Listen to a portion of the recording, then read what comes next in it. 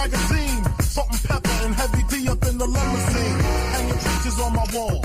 Every Saturday, rap attack, Mr. Magic Molly Mall. I let my tape rock till my tape pop. Smoking weed and bamboo, sipping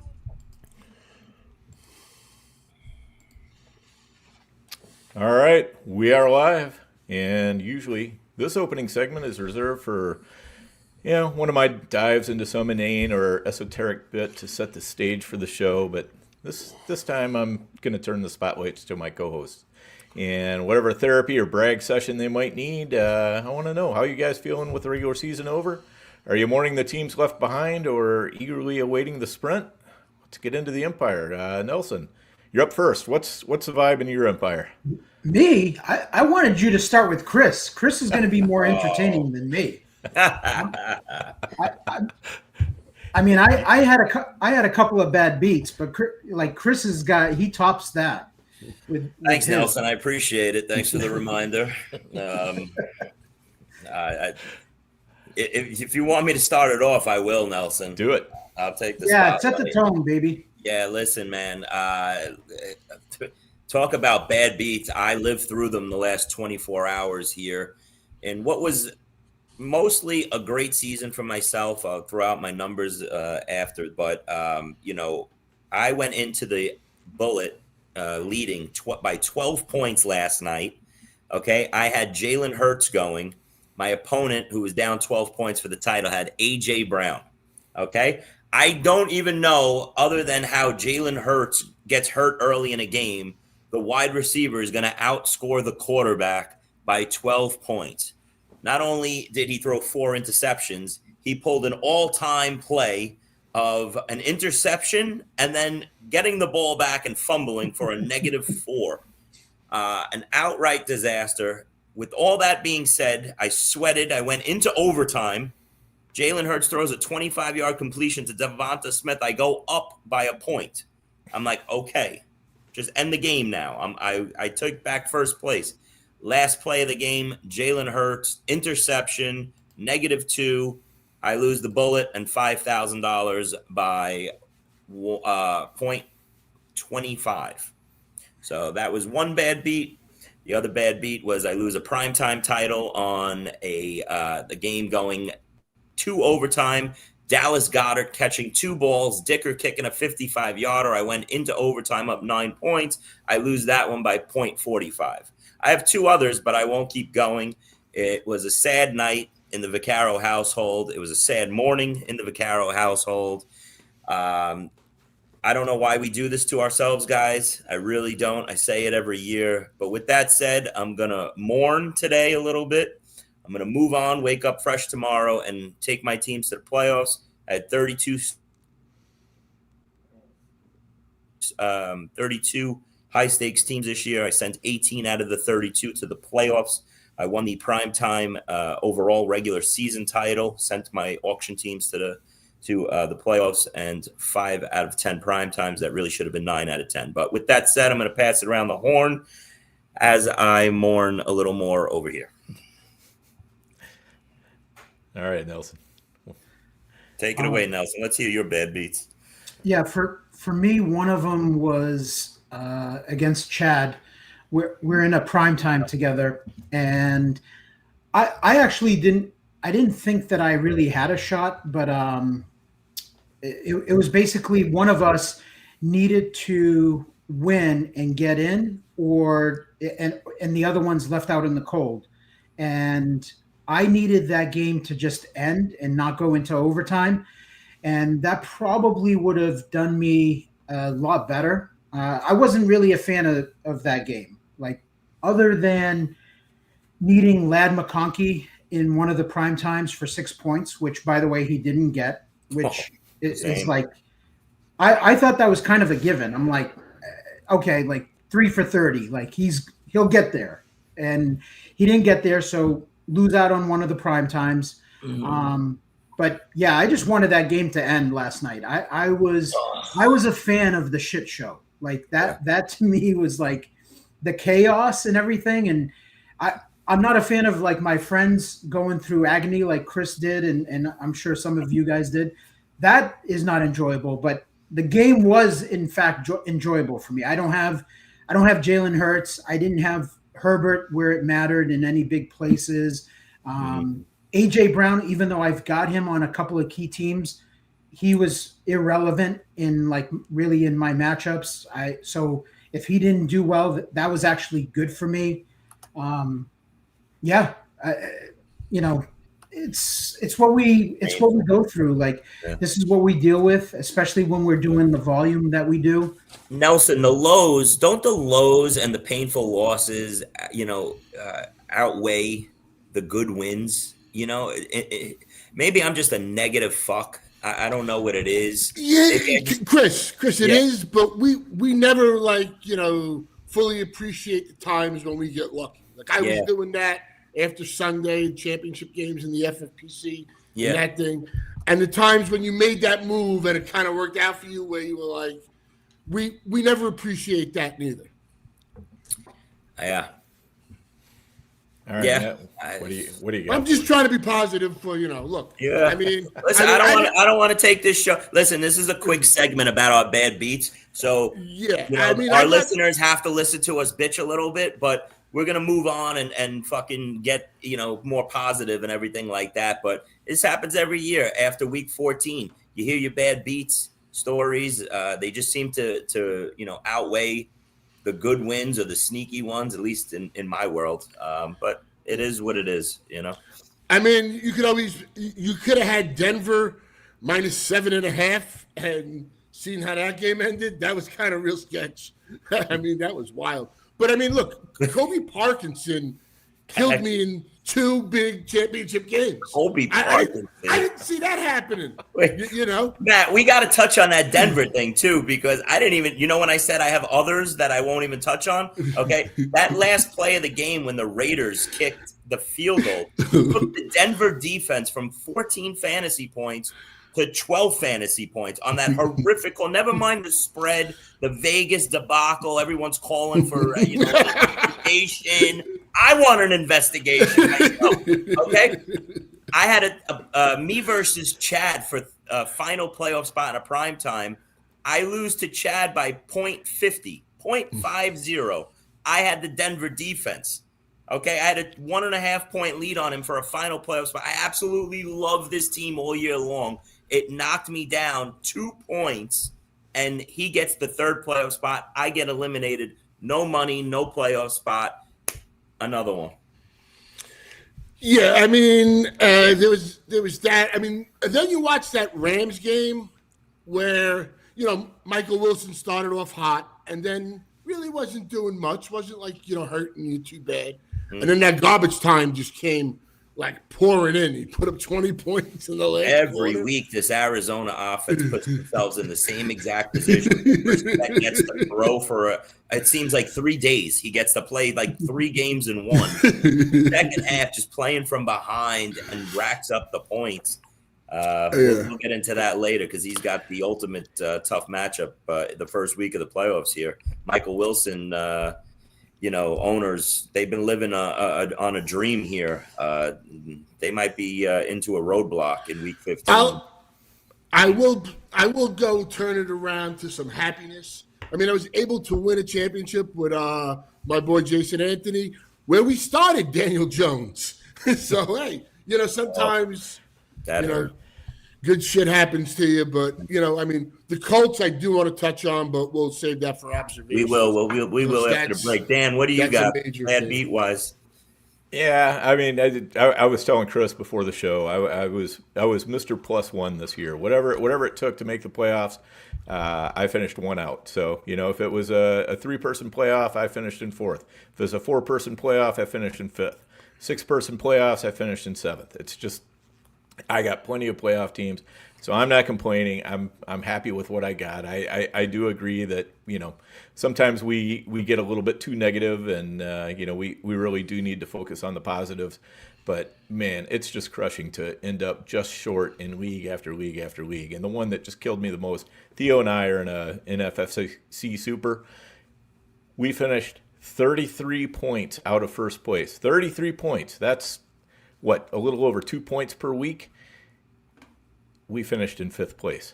33 points separated first from fifth. Unbelievable. Yeah, that sucks. Shout out to Marty in the chat. He wants to thank Nelson for all the extra help he gave all season long. Nelson did a great job over at FTN. He still is, saying, I'm sure you're going to be doing more work right through the playoff season, Nelson, helping out everybody. But, lineup calls and stuff like that, and then once we get into the NFL playoffs and stuff like that too, for like contests. Yeah, so shout out to Marty. Marty's a great player. He, listener of the show. I think he beat me in an online championship that we're both going 1-2. I remember Marty. So shout out to you, Steve G. My guy finished second overall to me in the primetime overall. We had a nice little battle in the last week. He had a great season, and thank you for the condolences, Willie Miles, another great player in fantasy. Shout out to everybody out there that had a great fantasy season. All the numbers are going to come out in the next day or two, but Billy Waz had an unbelievable regular season. Edelman had an unbelievable season for the ages. He's had a great one. Chad, again, 16 out of 32 primes I saw, so he's at 50% sending his primetime teams. So just some flowers for all the high stakes guys. Chris Eibel, again, guy's a monster. Chris Eibel sent, I think, every auction that he was in to the playoffs at 5 out of 6 prime time. So I know some of our listeners don't care about this, but for all the high stakes listeners, you know all these names pretty much by now. That's why they are the best players around. Yep, without a doubt. All right, so I'm not bitter. I think all of us kind of recognize that we have to, part of being a good fantasy player is being a little upset about the losses. You got to use that as a little bit of fuel, and we all do that to a certain extent. But you do also have to enjoy the victories. But I will start that tomorrow. Today, I'm just going to wallow a little bit more. But right now, we're going to have a quick commercial break, and we'll be right back. If you play in Dynasty, you need Dynasty Deluxe, our premium package for Dynasty Leaguers. We rank over 300 players, updated every week, all year long. And there's a win now mode and a rebuild mode with Superflex and tight end premium controls.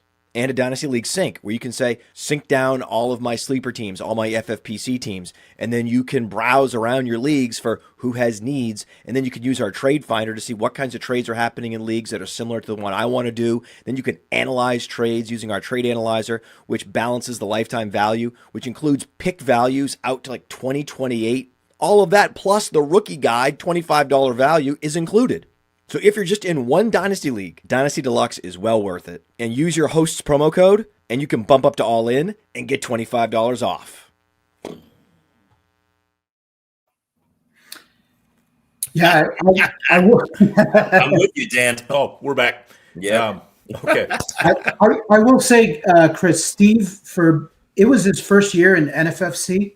Yeah. And that was impressive by him. He had a pretty good showing. Considering it's a new format and everything for him. So I was just talking to him this morning. He made the platinum playoffs as well, the 4th seed. So that, that's the holy grail right there. You hit that one. It doesn't matter what you do with all your other teams. You win the platinum and, it's a positive for the year. But yeah, first year coming over NFFC. He loves it. Steve G, great guy. Shout out to him. All right. So let's get into it. Let's talk strategy heading into the sprint. And I mean, this is going to be relevant even if you're not in a sprint, even if you're just in a regular league doing your normal playoffs. We're all trying to do the same thing. We got to win every week. We got to score the most points possible.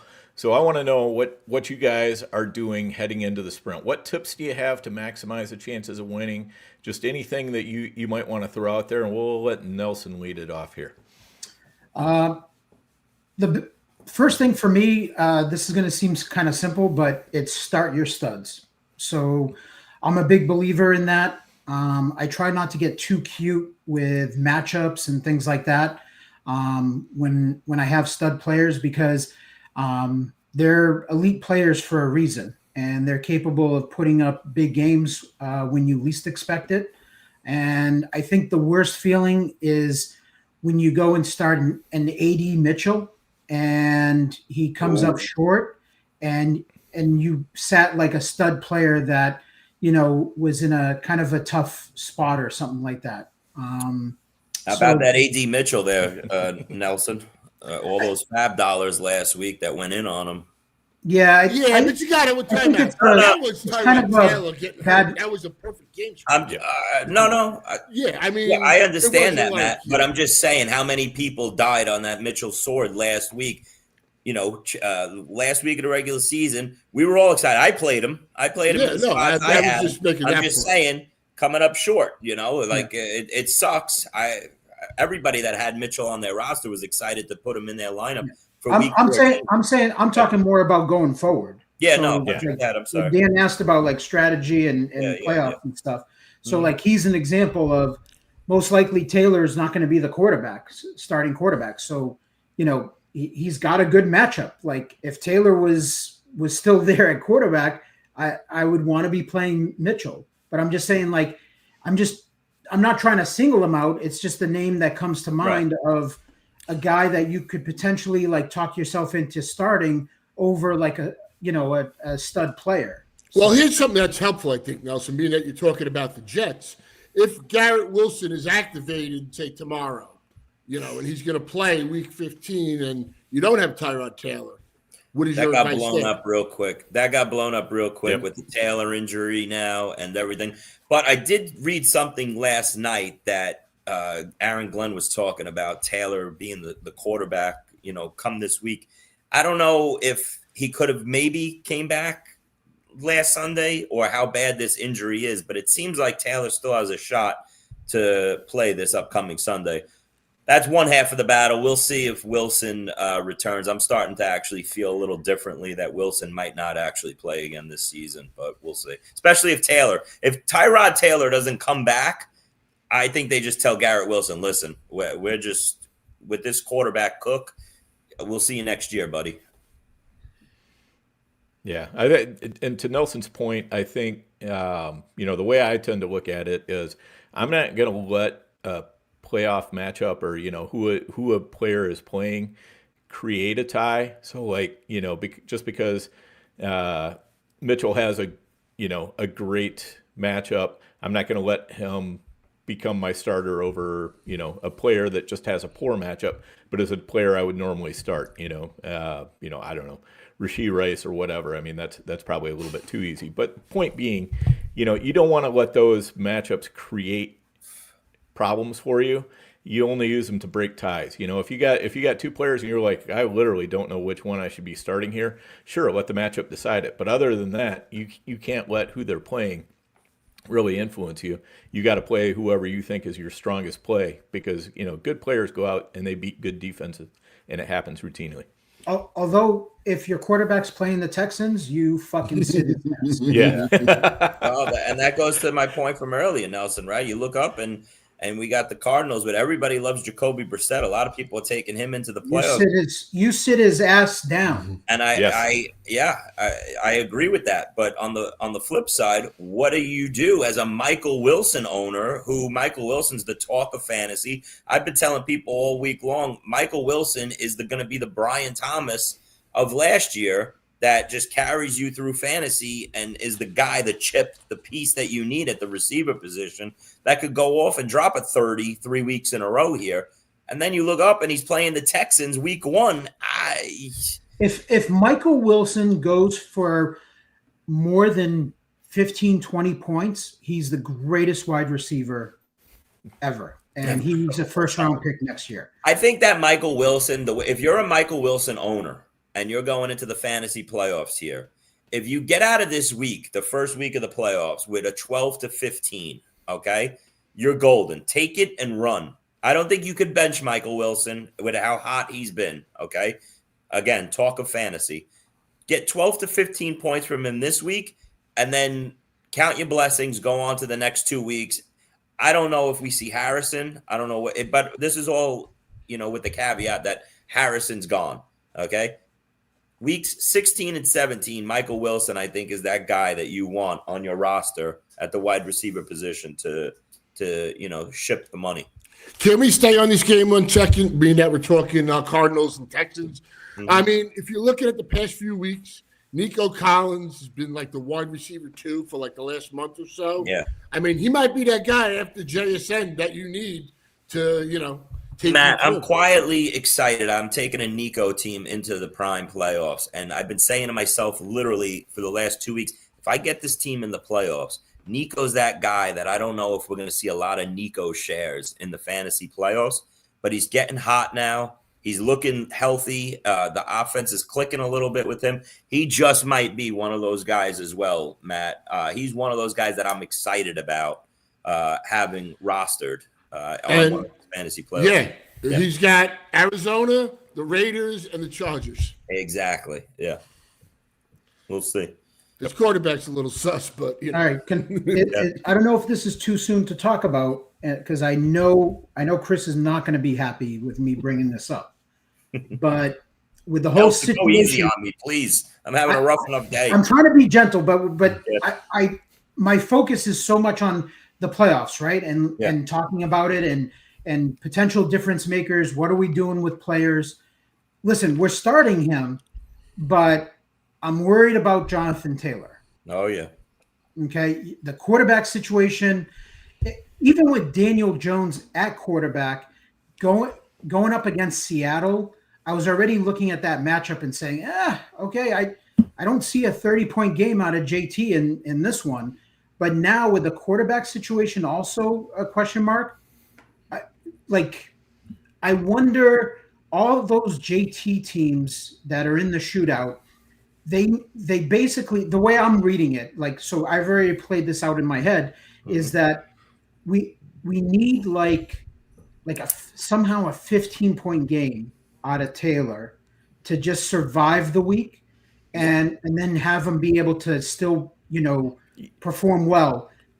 But they also face Jacksonville, and Jacksonville's been sneaky good against the running back. So again, I promise I'm not trying to shit on you, Chris. I have Taylor Gotta teams. talk about it. I've helped all the way for you, I don't Chris. want you to take offense to it, but I was looking at Jonathan Taylor, and I'm looking at the schedule. And I'm like, fuck. I'm like, I don't know if he's going to carry all these teams into the playoffs, and then in the shootout, he's not the difference maker that he was in the regular season. I mean, he hasn't been. I think what you got to remember too, though, is Phillip Rivers relentlessly targets those running backs. I mean, that's a thing that could definitely help get JT, back up into reasonable range. I'm not saying he's going to go off, but as we know, a few targets for a running back can do wonders for the bottom line in fantasy. Yeah, I mean, this but team's strength is their offensive line. Okay, so I've been thinking about this for the last 24 hours, obviously, with all the JT shares I'm taking into the playoffs. And it sounds right off the bat, oh my God, this is a disaster for the whole lot. I'll tell you right now, if my Michael Pittman shares, my Alec Pierce shares, and even Tyler Warren, who I wanted, that was going to be my first observation to talk about Tyler Warren, but we're here now. So I'm worried about the whole passing game offense. But to Nelson's point, I don't want to cover my eyes and just say, no, Jonathan, and play with rosy outlook. I don't know how bad it's going to be for Jonathan Taylor, because it's easy to say, yeah, we're going to stack the box. Teams are going to stack the box.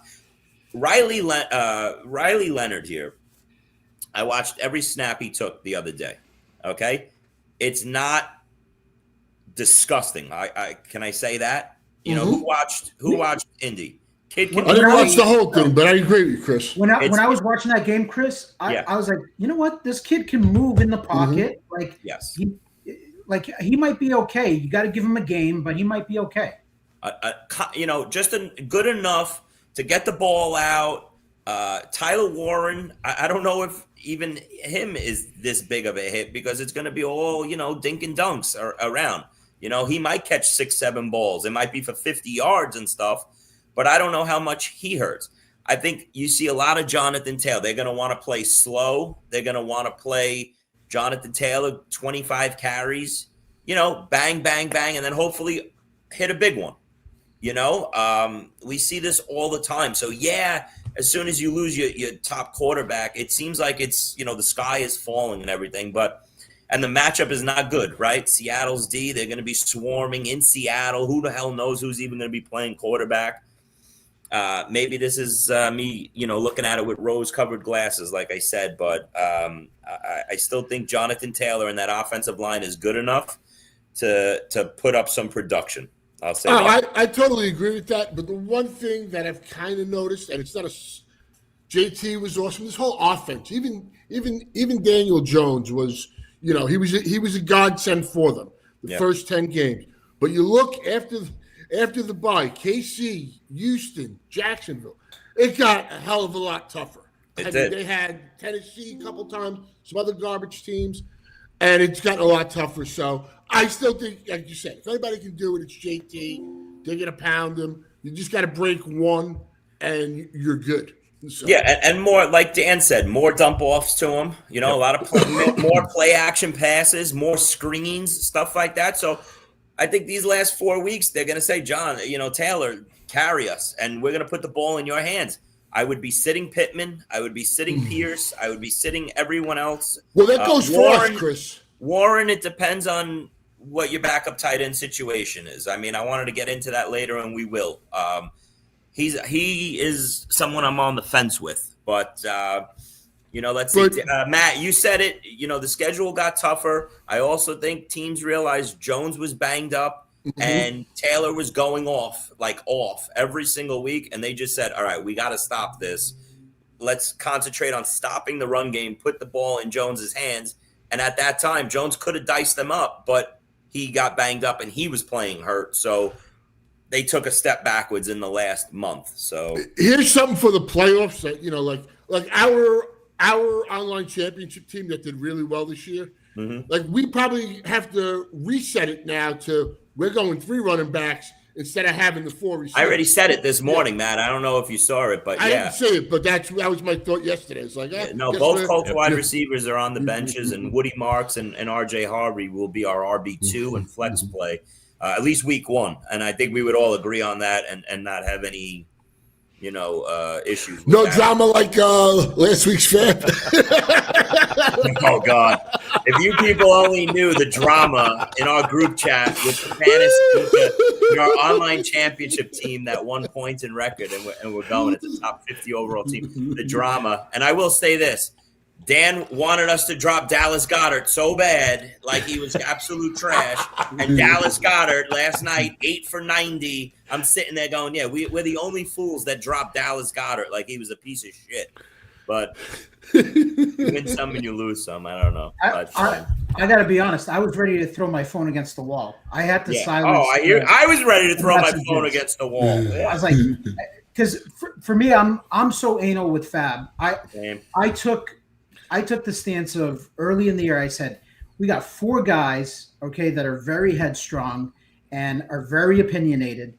I go, and I know how I am.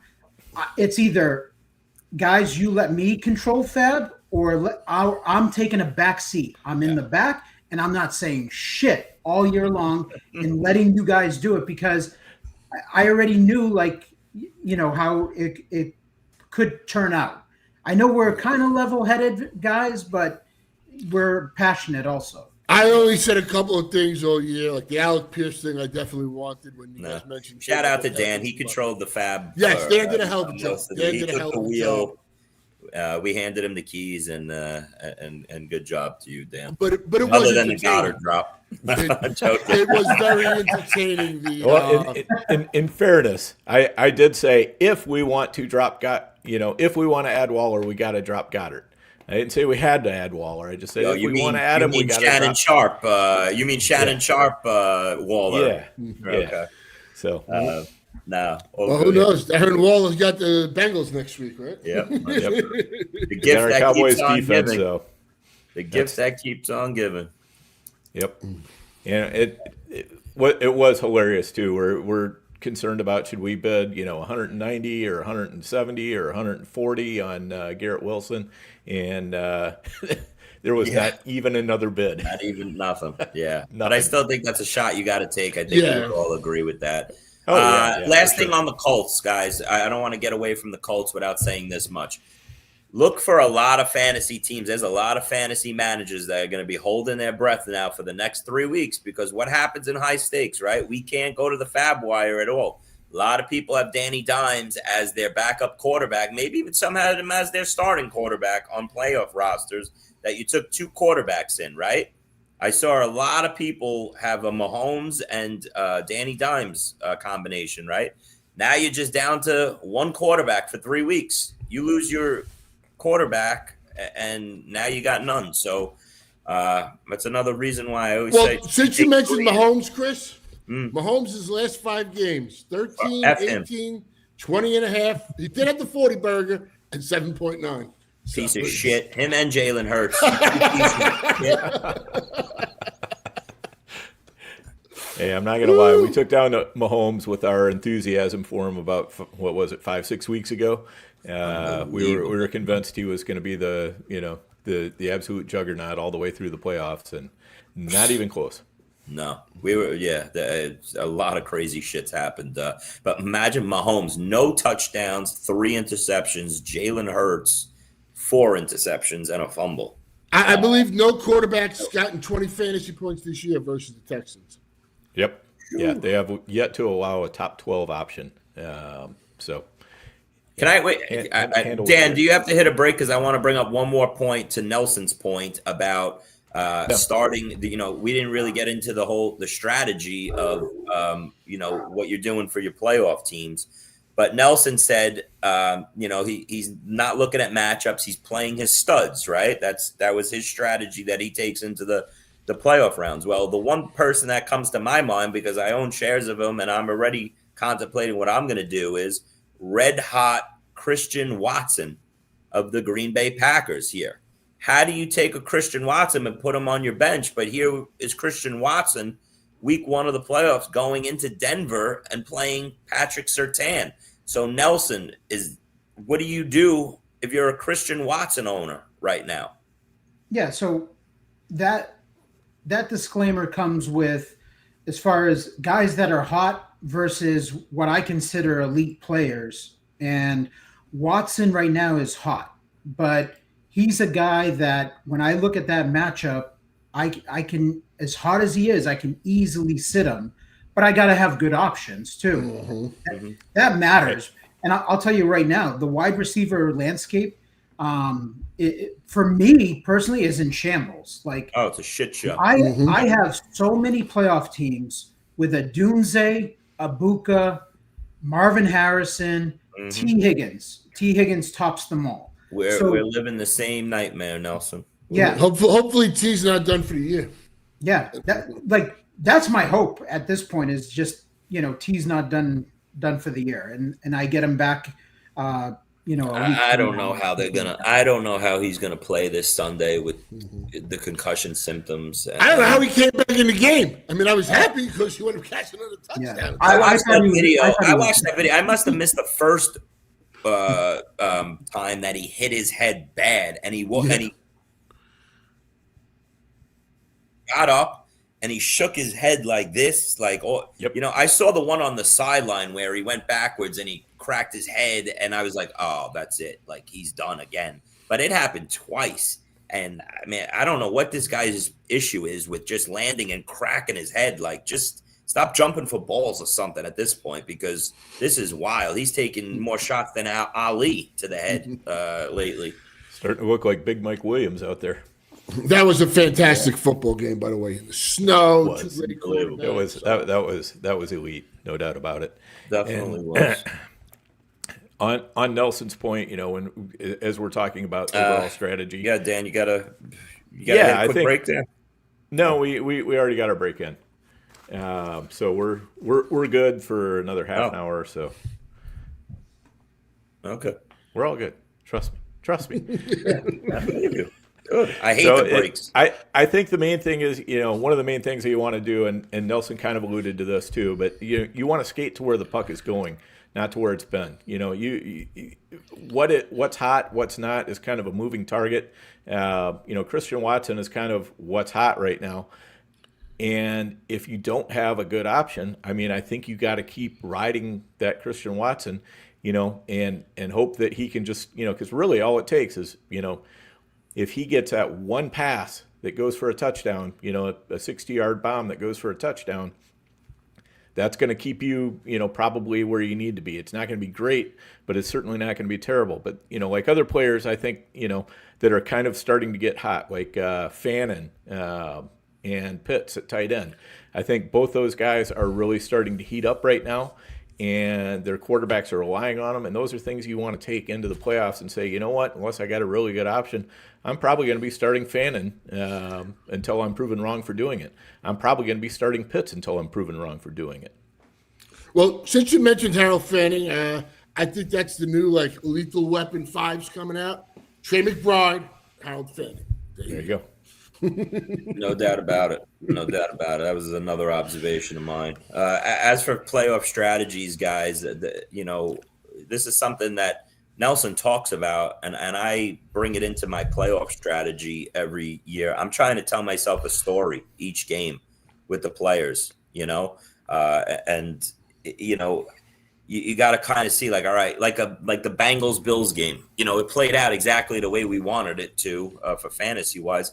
You got to try and find those games. If you have some players right there, tell yourself a story like, hey, I could see this game. If this game shoots out 38-35, I need these guys going back and forth. I'm trying to hook up my combos, the stacking. That's, to me, what my strategy comes into play for the fantasy players is I'm trying to basically tell myself a story with each game, each person that I put into my fantasy lineup, straight down the board.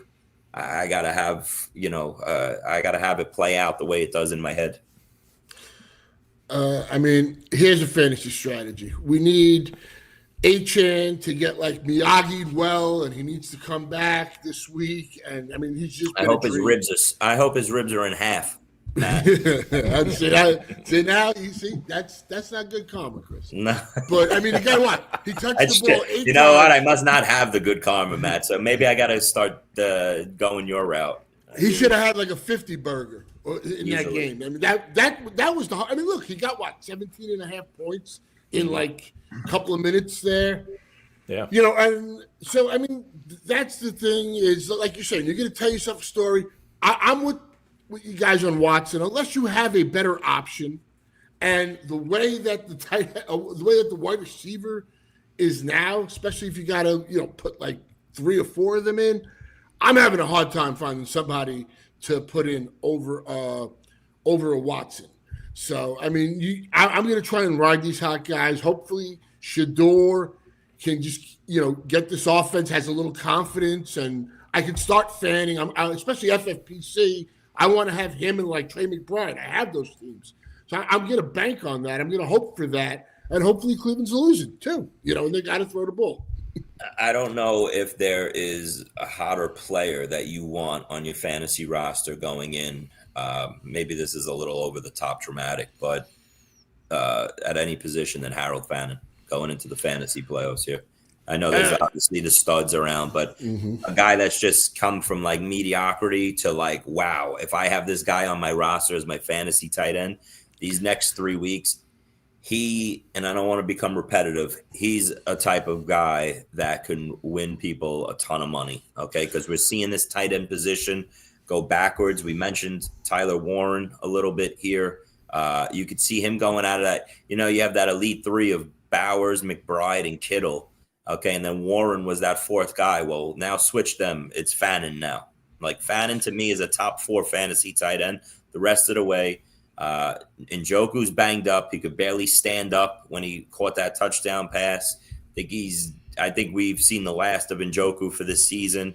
You're gonna have a team trailing a lot. Shador and Fannin hooking up each week.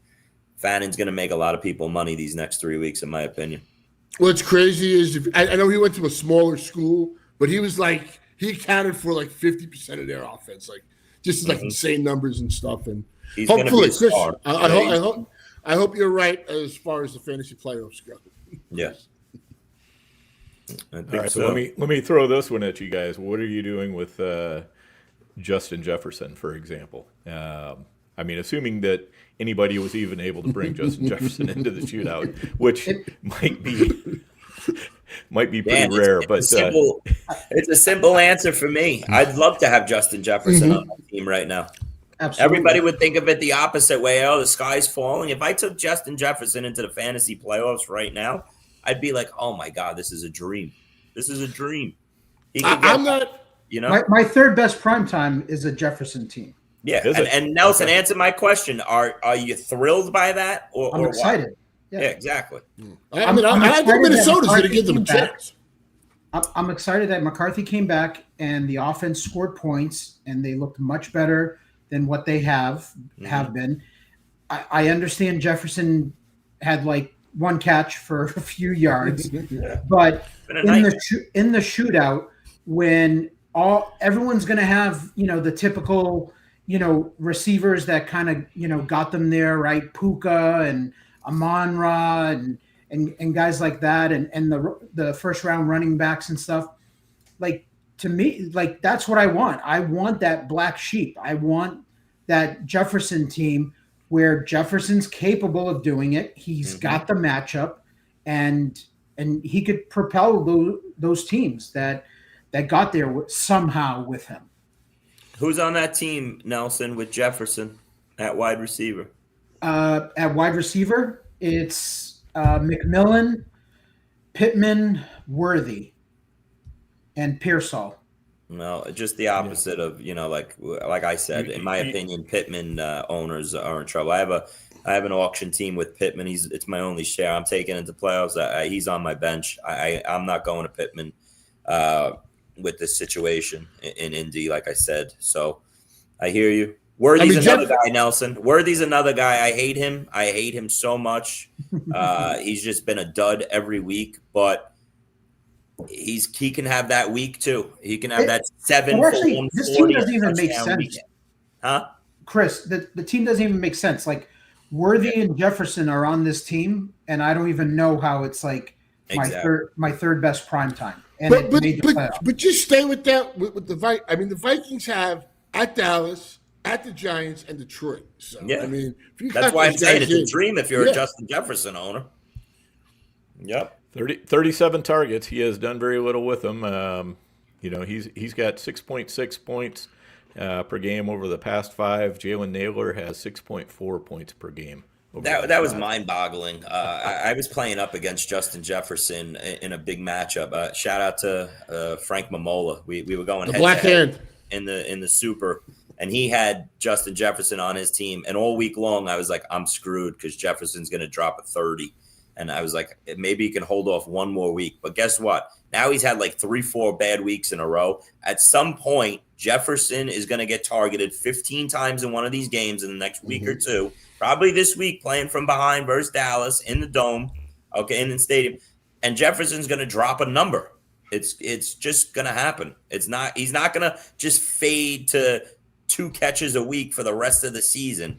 At some point, he's the go-to guy. It's very rare that you go 6 straight weeks when the superstar wide receiver gets ignored. Okay, so it's coming. Yeah, and to that point, Justin Jefferson, 37 targets, Jordan Addison, 36 targets. Those are 13th and 14th best among wide receivers over the past 5 weeks. So, this is one of those cases where you really got to follow the volume. The scoring has not been there, but you got to say, you know what, I just got to trust the process here a little bit and keep putting him in there, and hopefully it pays off. Yep. I mean, I think the dark horse receiver going in, he's got such a great schedule on paper, is Wan'Dale Robinson. I think the Giants have a wonderful player. The Giants and the Saints, as Dan had mentioned, for the defense of the Saints, but the offense on the flip side, you look at the Giants and the Saints, like 2 bad teams that, can help people, possibly win a lot of money. I agree with that, Matt. And to your Wan'Dale Robinson, I'd say Darius Slayton as well, right? Mm-hmm. It's an offense for the next 3 weeks that sneaky Theo Johnson at tight end too. If you need some tight end help, they're gonna let Dart. They don't want Dart to run, right? We saw that when we last let off. It's gonna be Dart throwing a ton, and those are the 3 targets in the offense right there. There's nothing else. So each week, one of these guys is going to put up a really nice production. Depending on who you have is obviously who you're going to want to, be the beneficiary of it. I'll give you the running back version of Jefferson, and that's Saquon. If somehow you could sneak a Saquon team into the shootout, they have. I don't care about last night. The shootout is like a new season. You're starting fresh. It doesn't matter what you did during the regular season, how many points you had. It's a 3-week sprint, and you'll have guys sometimes like the normal guys that got it done all year usually get it done, but you'll have some outliers where all of a sudden new guys show up for those 3 weeks and get hot. Saquon's another one that, like, if I don't have I have a Saquon OC that made it in. Like, that to me, I'm kind of excited about, because I look at it as they have 3 weeks of very good schedule. Vegas and Washington. Washington, and then who's the last one? Buffalo. Everybody runs it. Nelson, you nailed it on the head. I mean, shit. He is the equivalent of Jefferson. I can't wait to see the ownership. I am taking a Barkley primetime into the shootout.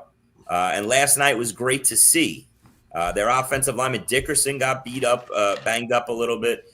Lane Johnson's still out probably for a while. So their offensive line. I heard he's coming back soon. Johnson? Am I wrong on that? I thought I saw something. I thought it was a 4 to 6 week, but I could be wrong myself. I thought I saw something similar to Nelson, that he's okay. Good. I hope so. Back. And with the way Hurts look, they might go run heavy against these teams. Yeah. I mean, listen, I don't know what the weather is for this Sunday, but you got Vegas coming into Philly. That sounds like a Barkley 25 carry game right there. He could have that, 25 for 180 and 2 touchdown explosion. I wish my roster on that Barkley primetime team was a little bit better than it is, because my receivers are more beat up than Nelson's on that team. But it's definitely the equivalent of Justin Jefferson. No doubt about it right there. Yep. I'll throw another guy in there. Bucky Irving does have a nice 3 games too. I mean, if you were able to get Bucky in there, somebody that was gone forever. If we're going sure, on a outlier kind of guy for missing most of the season. Matt, what I thought was weird about Tampa, though, it looks like Bucky took like a little step back this past week. We actually got Sean Tucker back in the mix playing. So I think that Bucky, it's a great name to bring up. His schedule is great, like you said, but it's a different situation than a Barkley. Like, Barkley. Oh, yes. Yeah, I totally agree on that. We're not dealing with bell cow anymore with Bucky, at least in my opinion, the way I see it. I mean, for me, the 3 running backs you want right now, just on paper, is obviously CMC, Gibbs, and HN. Those, to me, would be the top 3 guys entering a healthy HN, obviously. So let's stick with the running backs conversation, guys, because that's another one I wanted to do. I think JT fell out of that elite group, like you said, Matt, and I have it the same way. CMC, Gibbs, and Achane, your top 3 that you want for the playoffs. But the sneaky running backs, I think, that can make people a lot of money here, that you look down on your bench and maybe you didn't play them much, or they were your flex guy, whatever. RJ Harvey. Okay. ETN, Nelson's guy, is, with Tootin fumbling and taking a step back. ETN's got a nice week 15 matchup here and a week 17 matchup. RJ Harvey, ETN, and Woody Marks. I think these 3 guys could really put up some numbers these next 3 weeks that you'd like to have. Refuse to say Trevion. Yeah. You nailed He's got a nice 3. schedule too. You nailed 3 of the 4 guys I had for one of my points. I can name you a 4th one, I think. All right. Devin Neal. He was not one, but I did consider him. He was honorable mention.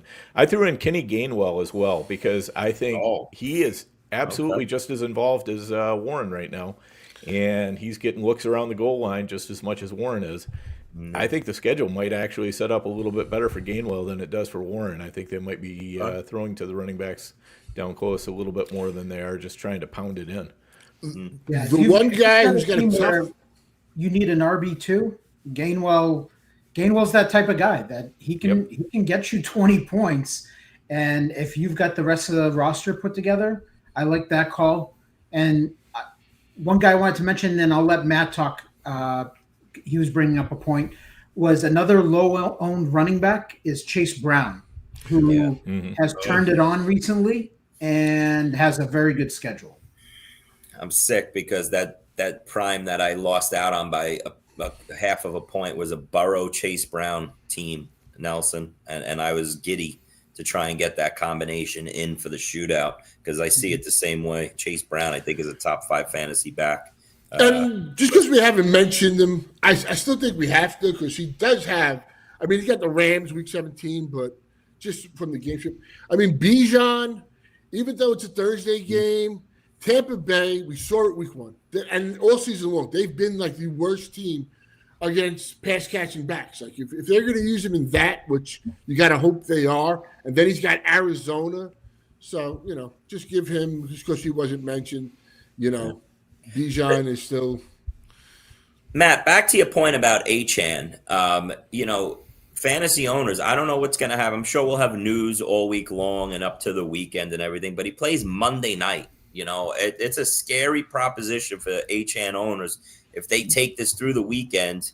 With even if there's no answers by Thursday, like you might have an Algier as your third that you would slip in for an Achane, and we're dealing with condensed rosters here, and you're looking to replace him. But everybody's been stashing Ollie Gordon. If anything ever happened to Achane, well, Jalen Wright came out and got 24 carries in that game. He looks to be the clear number 2 if Achane is out this week or misses some time. But he was the big winner when Achane went down. But he was. You look at some of these touch totals. Devin Neal got 19 carries. He's got the whole backfield if Kamara stays out of the picture. Woody Marks with Nick Chubb going down got 26 carries.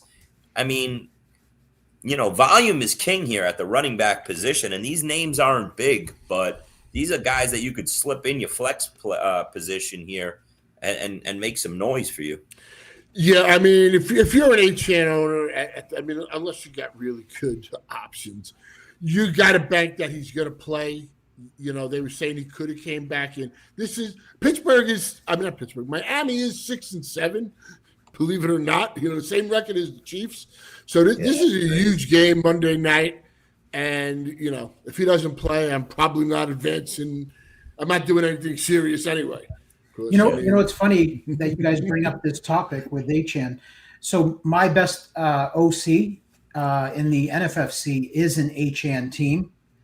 And I actually have on this team Javonte Williams, and I got McCaffrey.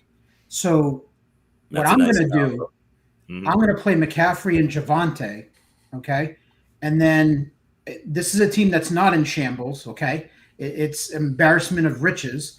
I have Achane in the flex with Jalen Warren as my backup option. There you go. Yeah, that works out perfectly. That's right there, Nelson. Yeah, those are caviar problems. Running pure. Listen, I got to toot my own horn once in a great Nelson's while. driving around like, pardon me, you got it.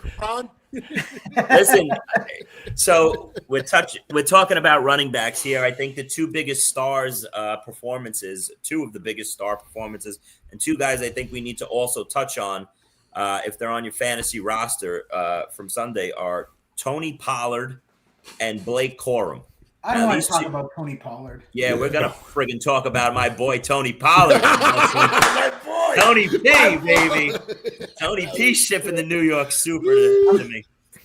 Listen, that was, Nelson, we talked about this. We talked about this Sunday night. The team was so beat up, and I'm putting my roster in, and I'm like, shit, I don't have an RB2. And I look on my bench and I'm like, all right, Tony, your time's up here. Get in there. Get in there and give me 5 points, Tony. Especially against Cleveland, too. I mean, it was so bad. I was waiting all week. Dan, I was waiting all week for Trey Benson to praying that he came off IR to play for me. I said, all right, I have no choice. I got to stick in Tony Pollard. And I was sitting there laughing on Sunday going, holy shit.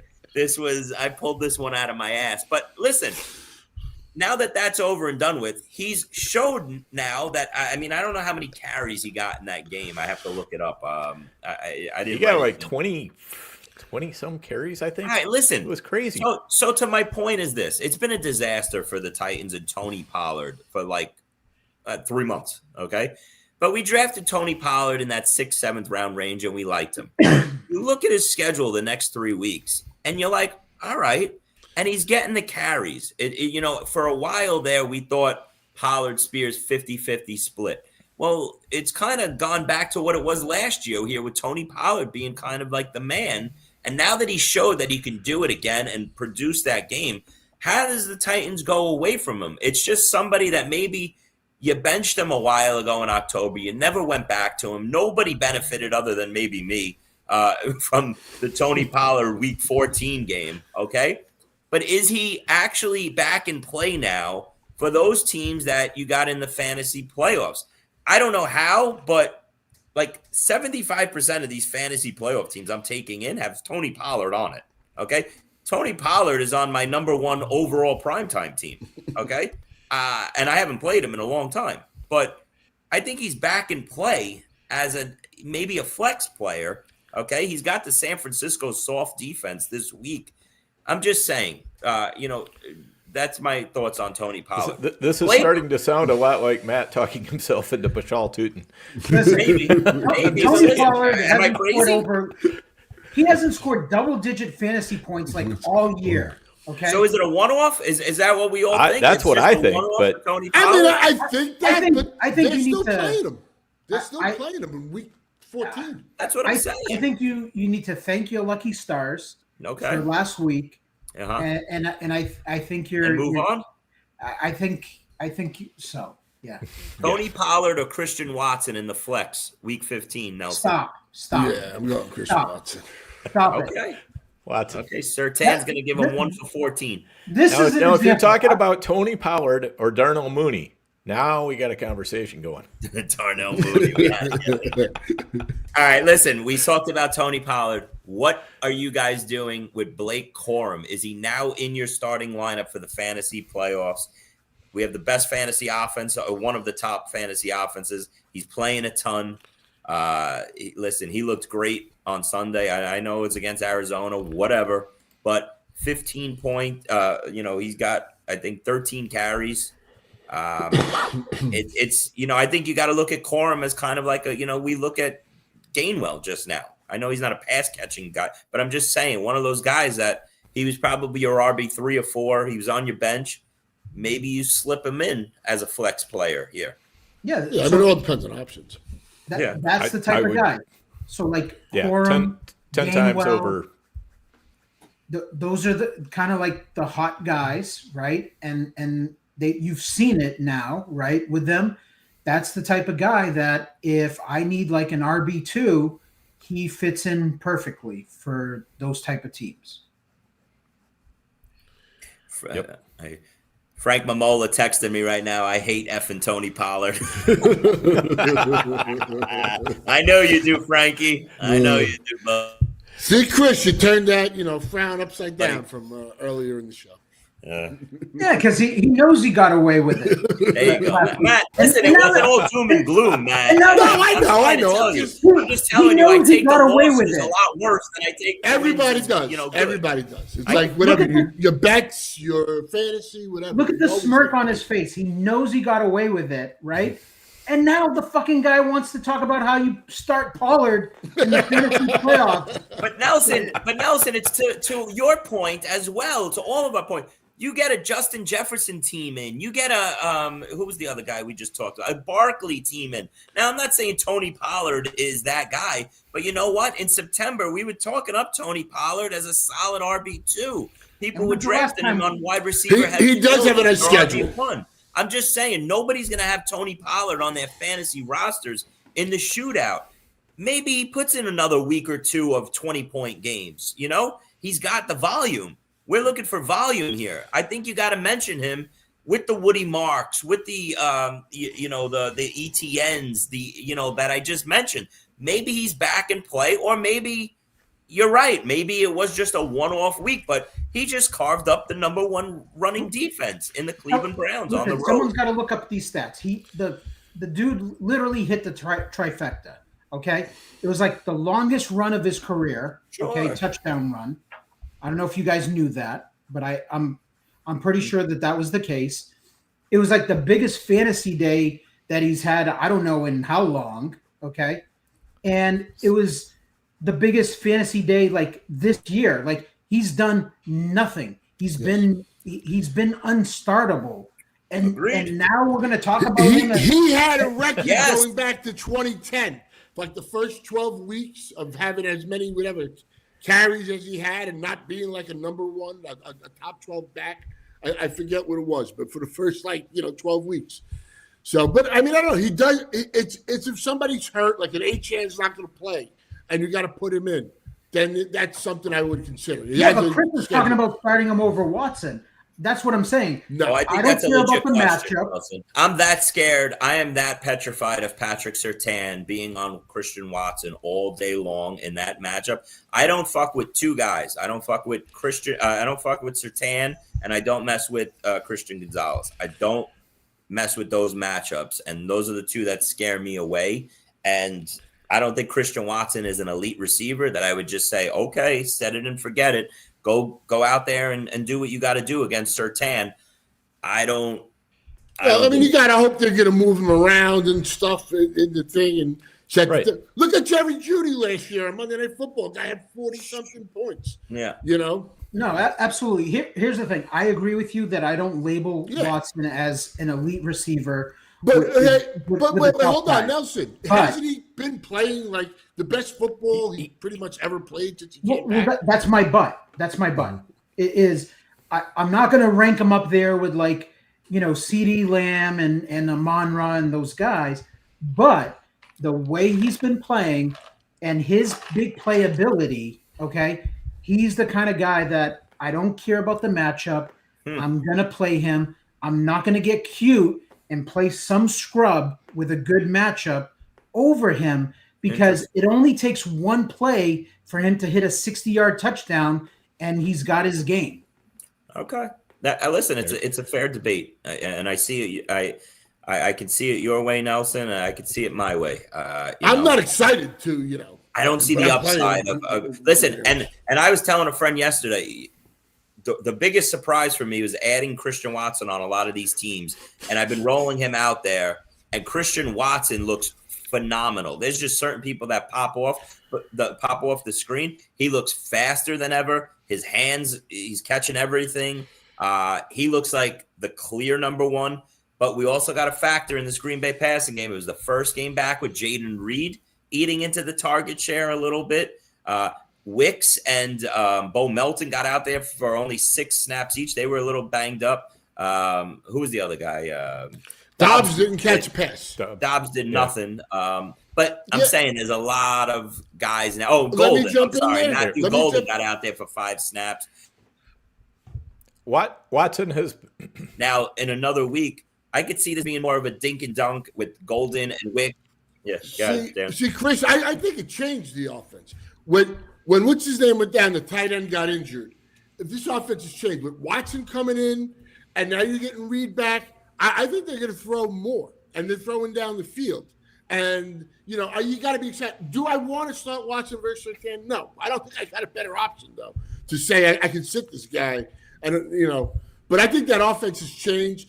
I'm not worried about the rookie. Bo Melton can get a big play. Wicks can get a big play. Maybe Dobbs, bounces back, but I don't really see that happening. I think it's Reed and Watson. Yeah, I think Watson is playing super well. What we're worried about is the volume more than anything. I think Surtain is beatable. I think Watson can beat him once or twice during the game. Okay. Listen, maybe that I happens. just think here's We also the have to question factor we have in to that the Packers' offense these last weeks with Watson going off was with no Golden around. What's his face? Reed was gone.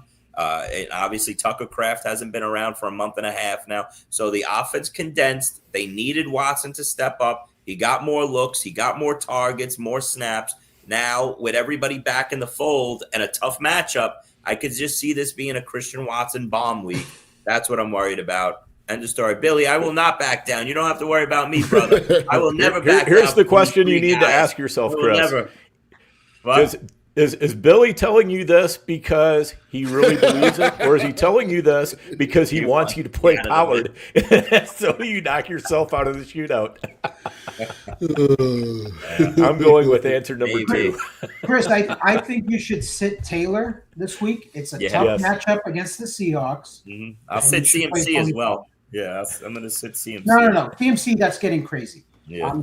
Taylor, you got a questionable quarterback situation. I sit Taylor and play Pollard.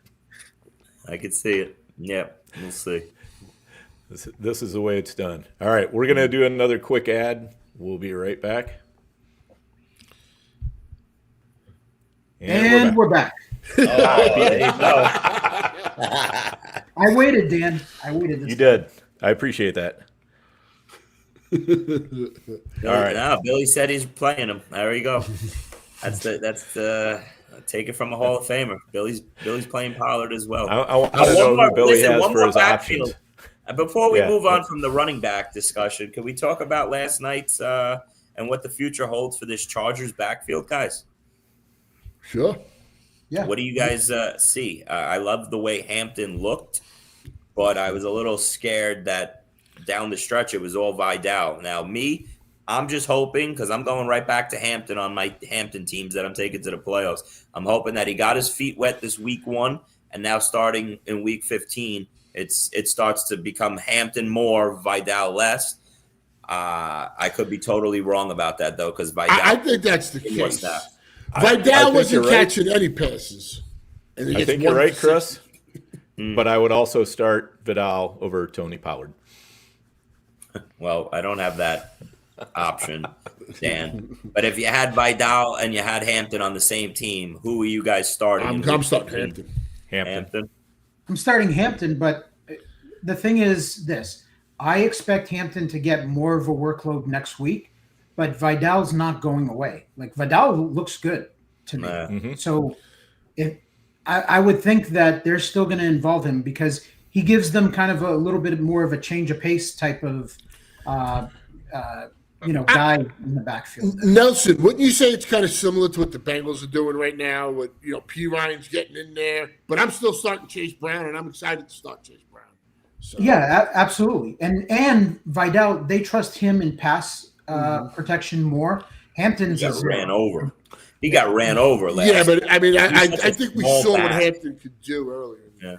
I'm excited for that. Hampton looked so smooth out of the backfield with that touchdown catch. Man, they could really use that right now with Herbert being banged up and just dropping the ball off to Herbert to Hampton out of the backfield 5 or 6 times.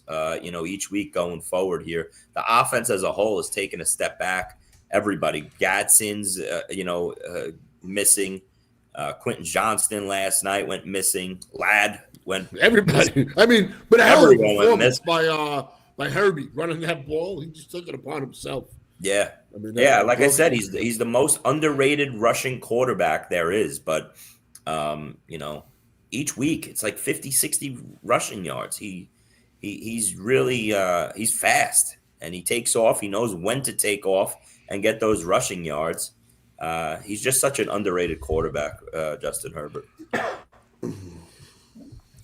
So, agreed. Can we move on to quarterback, or we should move on to whatever you guys want to move on? I think quarterback's where we got to go. Can I just do 2 I hate them all. I mean, for me, I think the consensus here is Joe Burrow's probably the guy to own once again in this shootout. And my only other right after that is May versus Stafford. And I think people are going to have that. I have it, and I think other people are going to have that combination. Like, who do you start? That's a really tough one. They both have, I think, good matchups this week. So I think those are going to be interesting. I mean, those got to be, to me, the top 3 quarterbacks going in. I'll be the anti-consensus here. I know you 3 guys are all going to say Drake May over Stafford, but to me, I'm sticking with Stafford. Fantasy playoffs. I think McVay knows and wants him to go for this MVP. He's going to be chucking it. He's got the weapons. He's got the weapons that Drake May doesn't. Obviously, May has the rushing ability that Stafford doesn't, but they don't take the foot off the gas. The Rams. So I would. Chris, I agree with you, but at Seattle, I'm starting Drake May week 15. I'll agree with you. What week are they in Seattle? Next week. In 16. And May has who? May is at Baltimore. May has Baltimore. I would go May in that week as well. So if you're telling me that you have that matchup, I'd go Stafford this week, I'd go May next week, and then I'd figure out in week 17. I think it's a mix and match. Yeah, May's got the if you don't have a good option, I don't think Seattle scares me that much from starting Stafford. I'm not expecting him to. I think it's a good problem to have. Is what it is. You're going to leave points on the bench. I don't think it's one of those I think it's one of those situations where it's not really a debate. I think both guys are going to get it done. One guy might get it done a little bit more than the other, but that's a good problem to have. If I've got Stafford or Drake May, right now, and those are the options. Who are those 4 quarterbacks, Matt? Who was the 4 quarterbacks you say you wanted? No, I said I think Joe Burrow is the guy once again. Okay, he's gonna because they're giving up all these points. You said Burrow. You said Burrow. You said Stafford. May, and then I said May versus Stafford. There. I mean, the other guy you mentioned him. It was a week or 2 ago. I don't think he's a good quarterback, but for fantasy outside of week 16, is maybe a T-Law could be that guy, but I don't. T-Law impressed me again this 25 points, 3 in a row. But if the conversation here is who's going to win people all the money at the quarterback position, obviously you're forgetting Josh Allen. I mean that's the other one. It's Allen, it's Burrow, it's Stafford, it's May, and I know all my chips are in the middle of the table on Dak. I love the fact that Dak is coming off this performance last Thursday night where he bombed. He threw for 370, but it was a 1-touchdown performance. We all had high hopes for it, and Dallas laid an egg straight across the board here. But Dallas has the good matchups 3 weeks in a row here. I think Dak belongs in that conversation. That's who I'll be hitching my hopes and dreams to. I think it was a good thing that the Eagles lost that game last night. You're right, Nelson. You're 100% right. They show up today smiling, even though they're off the Detroit loss. They know they still have a fighter's chance, a puncher's chance here. Even if they don't, at least NFL teams, they see, all right, listen, anything can happen. They probably need to win the division is how they're getting in. Well, that's what I'm saying. Right. They're not out of – if Philly wins that game last night, they can't make the playoffs as a regular team. They got to try and win the division. So at least for another week or two, Dallas is in shooting distance. And I guess Goff too. Did you guys forget? Is Goff still in the picture? No, he's still in the picture. He's got at least he has every game in the dome in the playoffs. That's so you got that too going for you there. And who are you guys rooting against? I know this is another one of my. The Carol just throws out a question. Who's the biggest player in the game that you guys will be rooting against for the next 3 weeks that you have either no shares of or very little in the fantasy playoffs that you think could break fantasy, these next 3 weeks that you're like, if this guy goes off, I'm effed, but I need this guy to not show up for 3 weeks. Anybody? I didn't get any Jamar Chase. Very little Jamar Chase. I'm furious. I had a Jamar Chase JSN primetime, just missed the playoffs. Another fourth. I was giddy about that combination. That's probably my guy, Chris, is JSN. I'm not proud of it, but somehow I've had a decent season, and that's with fading JSN. Okay. I hope JSN goes off because he was one of the guys that propelled a lot of my dreams. Yeah. So. I mean, I'm actually a fan of Jamar Chase. I've got 2 prime times with Jamar Chase. You got to be giddy about that. Yeah, I think I only have one team that got in with Chase, but I gotta look. Did any of you guys have the like myself, the Chase, Burrow, T. Higgins stack in a prime time or an FFPC main event? Yep. To get into the playoffs? No, just in general. Like, well, oh yeah, I mean, yeah. Did you guys have it this year? Yeah, I had it and cried about it. Me and JA, I think we had like 2 of those right down the toilet. And the other team we drafted as partnership was Lamar Jackson in the NFFC. So we really screwed the pooch on the quarterback this year. Yeah. Yep. Just real quick, because we mentioned. Did anybody else answer the question or no? Or nobody wants to answer the question? I think we all did, didn't we? Quarterback? No, any player. Who are you hating on? Yeah. Who am I hating on? Who don't you have for the fantasy shootout that you think could break fantasy? Pretty much. I kind of want. I'm on Ra would be the guy I'm rooting against because I want J-Mo to push. So I can go with that one too. Guy. Dan? Yeah, I started off with Jamar Chase, but Amon Ra would also fit. Okay. For me, it's Gibbs. I'm petrified of Gibbs these next 3 You're weeks. throwing all this. I got some all Gibbs. this effing negative juju, Christian. H-Chan, Gibbs. Wait a minute, you don't have Gibbs? I don't have any Gibbs. Oh, I do not have Gibbs. Nope. I got 1 online championship share of Gibbs. Actually, you know what? I think that team missed the playoffs, actually, now that I think about it. So I have 0 Gibbs for the next 3 weeks, and that petrified. That was one thing I didn't know. Gibbs. Huh? 4 of my prime times are Gibbs. Yeah. Oh, God. Yeah, you guys are all sitting pretty there. No Gibbs for me.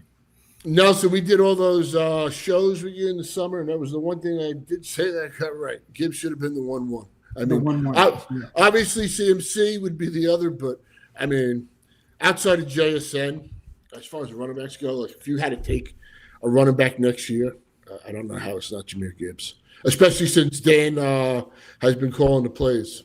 It's just been pretty good. I think, and we'll have plenty of time to discuss that, but I think if the season ended right now, going into next year, Gibbs is the 1-1. Yeah. Mm-hmm. But there'll be a lot of candidates. I had this conversation last week. The first round's going to be so loaded next year again. I don't know how you guys thought the first round, like if you thought it was like loaded like most years or a little this year. But next year, going into next year, it's going to be filthy loaded when you think about it. It's really going to be strong. I thought it felt really loaded this year. Actual results weren't always there, but it felt very loaded. Here's a question there is the one hard matchup at Denver, but BTJ, if you got him in, what are your guys' thoughts? Can he do it? I mean, he's got to be low owned, right? I see. I got him in a couple. I see what you're saying, Matt, but I get it because he's going to be low owned, but I think he's a lost cause. He looked pretty good. He didn't get a lot of targets, but he looked pretty good this week. He had a couple nice catches down the sideline, no doubt about it. He looked good. He looked the part. Jacoby is the number 1 guy right now, but you're talking about a talented guy. Like there's a guy that Mm-hmm. Yeah, I mean, we as recently as last year we saw him catch fire just before the playoffs started. So. Matt, I think it's a guy that if he's going to be real low owned. It's going to do that. Not a bad idea to put him out there. I think wasn't last year in the fantasy playoffs the Jaguars played the Jets again in the that Devontae Adams game, but Brian Thomas went off in that game as well, right? He had to. He went off 3 weeks in a row. I think he had a big game. So maybe lightning strikes twice here, first week of the fantasy playoffs. I just thought he did look good on Sunday. He didn't have a lot of plays, but and he looked the best I've seen him look as somebody that owns some BTJ. Put it that way. Yeah, I'd agree with that, Matt. I thought he looked better. Dan, what else you got, Dan? I think we've covered everything I had. Yeah. Anybody else?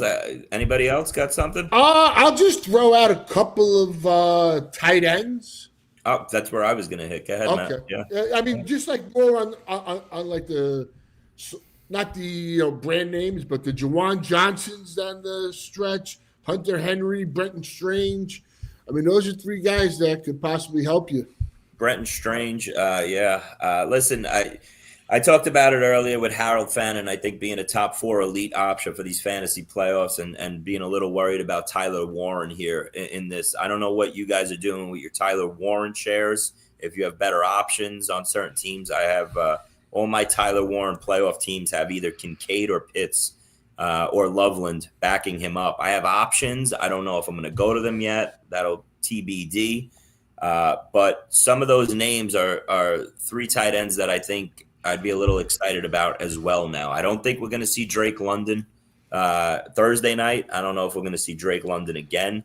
Kyle Pitts is getting 30% of the target share here. He's given a little bit of life. They have nothing in the pass game. So it's just him and Mooney sucks apparently now because he doesn't do shit. Shout out to him for another 1-point performance. Pitts, a healthy Kincaid, hopefully. He dragged himself out there. He produced. Josh Allen and the Bills' passing offense need this guy the rest of the season. So if he's out there, I'm playing him. Colston Loveland with the Rome Odunze news as we ended, got into late in the week out of nowhere all of a sudden. I thought he was doing his typical 2 days of no practice, and then he'd be there on game day. Well, now we find out about the foot fracture or whatever the hell he's got. I don't think we see Rome Odunze for the rest of the year here. He wasn't doing much to begin with, but I think that brings in Colston Loveland as a really nice option at the tight end position. So those 3 guys are names that I'm going to be playing in the fantasy playoffs. And I got one guy I wanted to touch on this tight end topic. It's going to sound crazy. It's a deep dart throw. But the night before the fantasy fab shut down, I was putting a buck on this guy and just hoping and trying to play the play, trying to play it out in my head. And it's Mike Gesicki. And it played out pretty damn well in this past week. Okay, now he only ran 45% of the snaps, right? There's Noah Fant there. There's the kid Hudson. They all eat in a little bit. But if you're telling yourself a story here, and if we don't see T. Higgins not only this week, but maybe the rest of the season, in an offense where the defense is atrocious, Burrow's going to have to throw it up and down the field, Mike Gesicki might just actually be out there enough to play the role of a second option in the pass game.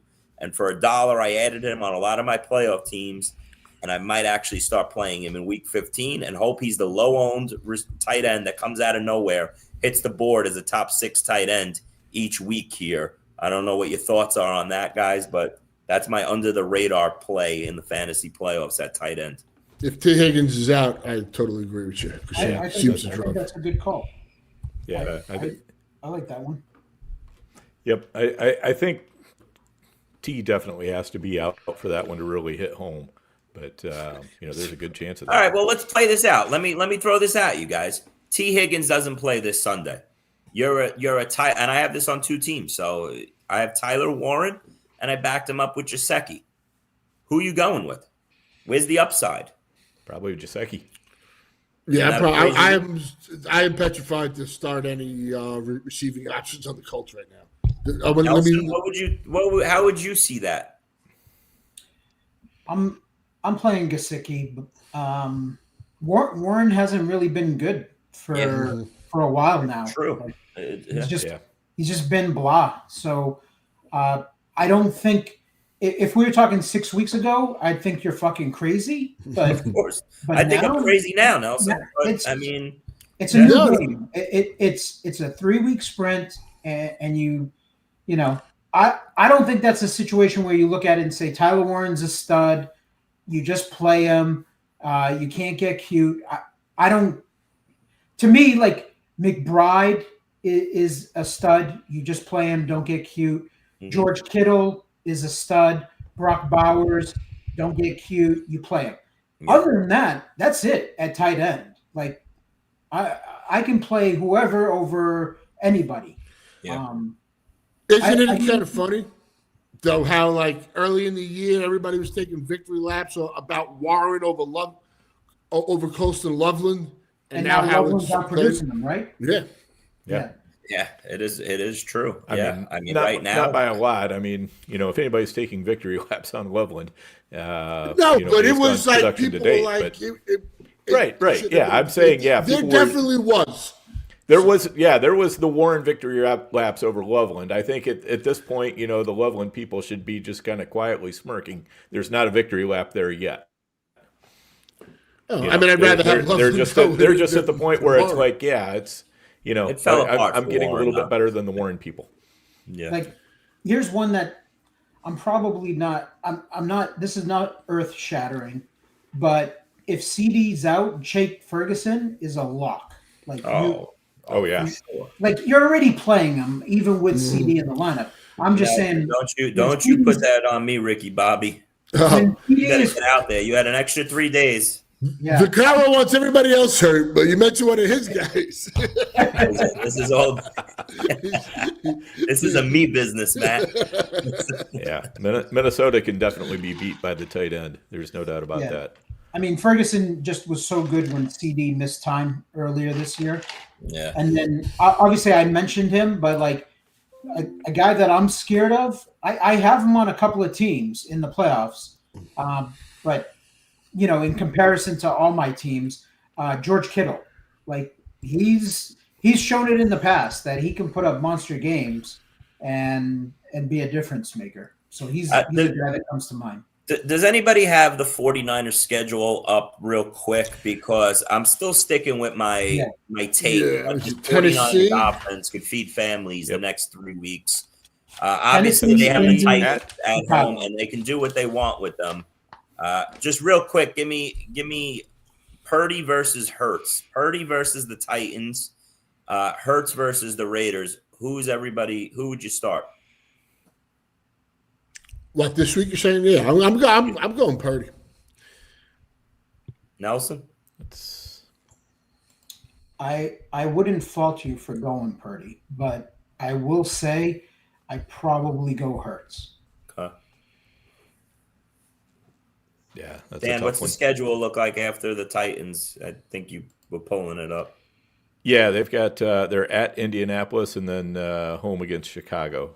Oh my God! See, yeah. I mean, listen, no Sauce Gardner. Maybe in week 2 of the fantasy play. I don't think Sauce Gardner is going to be back in the next couple of weeks. Might not play rest of the season. Yeah, that's what I'm saying. Man, those number 1 picks are going to look real bad. You know what, Chris? Fuck it. I have a lot of Ricky Pearsall on my. That's what I was bringing up. I'm playing Ricky Pearsall.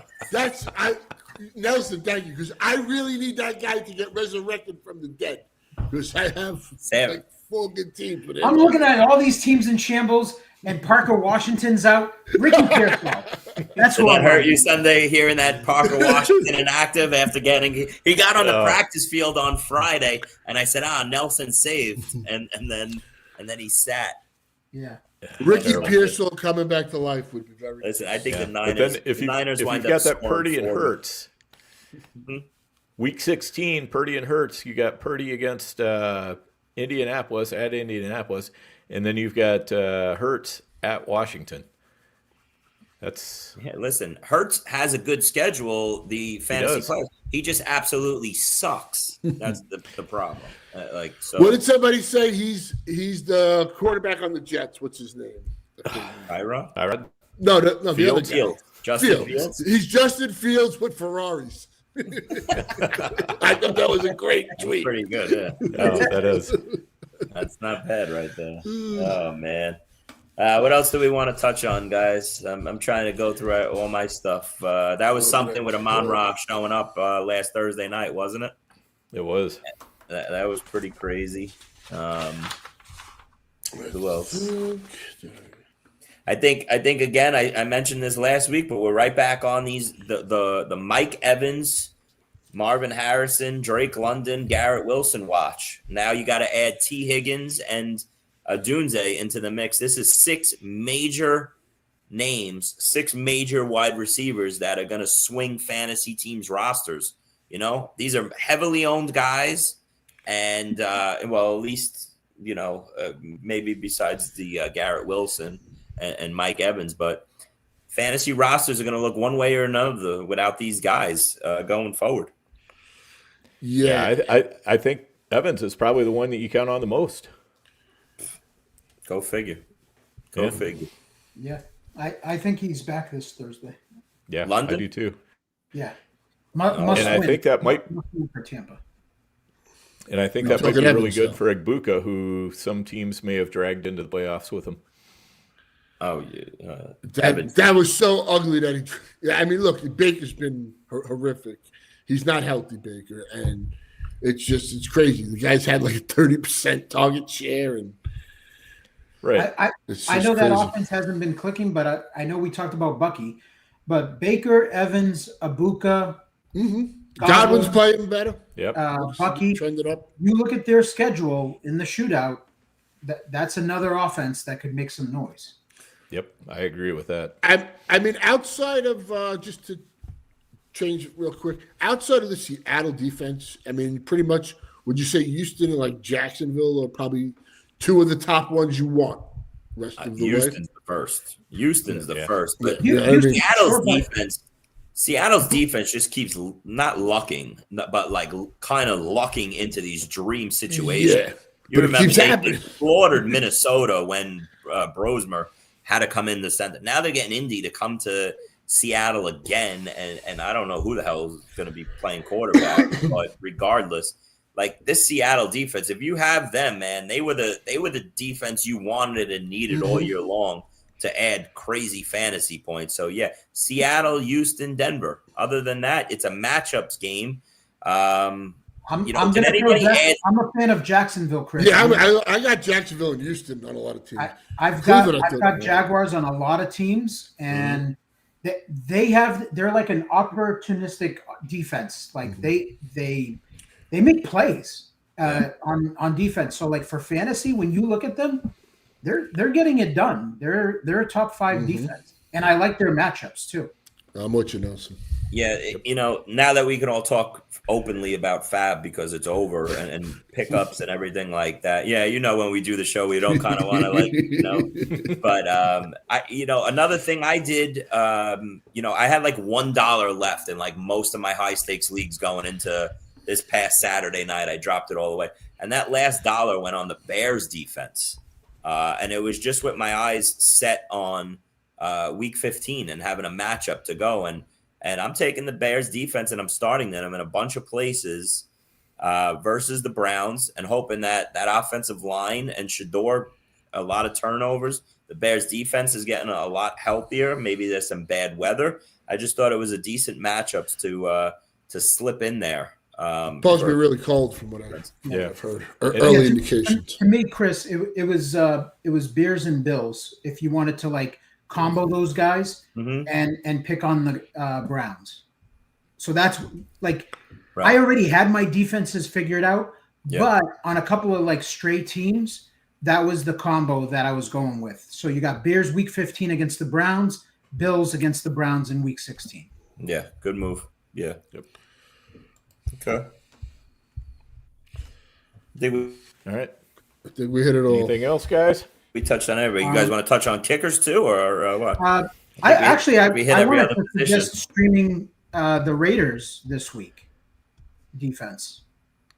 I don't know if you guys think they're who the Raiders play? Streaming the Raiders. They play the Eagles. Yeah, that's hurts now. Oh, last thing I'll say is AJ Brown should have had like such an insane game last. It's not That was crazy. Like I was going against him in a spot or two. I was very happy. It's just crazy how much Hurts just has locked onto him compared to in the middle of the season. AJ Brown is going, if you got me on your fantasy team, just drop me. I ain't gonna be no good. And ever since then, he's been lighting it up. And what's sick is if you have any Devonta Smith shares, which I might have a share or two of, and watching him just run free down the field the entire time, and Hurts never ever looks at him, never ever. The only Scotty thing he gets the King is Angle checking in. those wide receiver screens. That's all he gets, bubble screens. All right, so we want to talk about kickers? I was just going to say, I think we touched on every other position except kickers. I mean, What do you got, Nelson? They can make a difference. I mean, we've seen it, right? You know what? I'm glad, Nelson, not to cut you off. I'm sorry. But after last Thursday night's game, okay, I saw a stat on Friday. Brandon Aubrey would be wide receiver 7 on the season after last Thursday night's game. He'd be a wide receiver 1, okay? The fact that fantasy players don't pay enough attention and just think, just kicker, I'll just take whoever or whatever in fantasy drafts is mind-boggling to me. I own a bunch of Aubrey and I own a bunch of Dicker this year, okay? I don't believe that to be true, though, Chris. No, wide receiver 7 points-wise. Points-wise, that's good. Yeah, point. Hold on. I gotta look that up. I got duped into something. I didn't do any research. Right. I didn't do this on any research, but kind of makes sense actually when you think about it. For points wise, fantasy points wise, how many fantasy points does Aubrey have? He's got 154. 154? Yeah. And 3, 4, 5, 6. And Nico is wide receiver 7 right now at 185. 154 puts him at about okay, but think about it. It was before 25, 26. But wait, you said Nico is give me that stat. 7. Wide receiver 7 at how many? 185. So it is right. Aubrey would be wide receiver 7 because this was after the Thursday night game and before this past week hit the field. So Aubrey, but it's not like crazy. It wouldn't be like Aubrey's wide receiver, 50. Aubrey after Thursday night, points wise, would have been wide receiver 7. I saw multiple people tweet it out. So, okay. I mean, I get it. It's not far fetched. Point taken. Like he'd be like wide receiver. What was it? 26, Dan? Something like that. Yeah. Yep. Wide receiver. So like 26. now that Nico and these guys played, and had, he's wide receiver 26 or whatever. That point taken. Like if next year, for example, Aubrey, and there's a couple of kickers. Myers is performing better than Aubrey this year, so like he's even more valuable. But the point is that next year, just push up Aubrey. Take them because the handcuff running back that you're going to take there anyway, you're probably dropping anyway. Like it's not a difference maker because otherwise you can tell yourself that story every round from like rounds 13 through 20. You can say, I'm going to push defense and kicker back because I got to have this guy. But when it really comes down to it, when you have a dominant defense that you can take, even if it's early, I don't mind being that guy that takes the first defense. I don't mind being that guy that takes Aubrey first and just having what I consider an edge.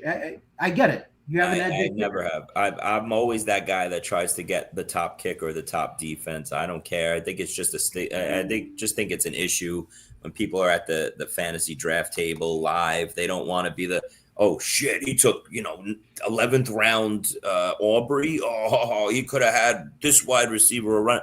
No, when the game started, man, Aubrey gave 25.5 points. He was like having an extra run. Now it's not going to happen every week, but my God, this guy steps on the field. Same thing with Dicker and Myers is decent as well. And Fairbairn, I know Matty loves his career.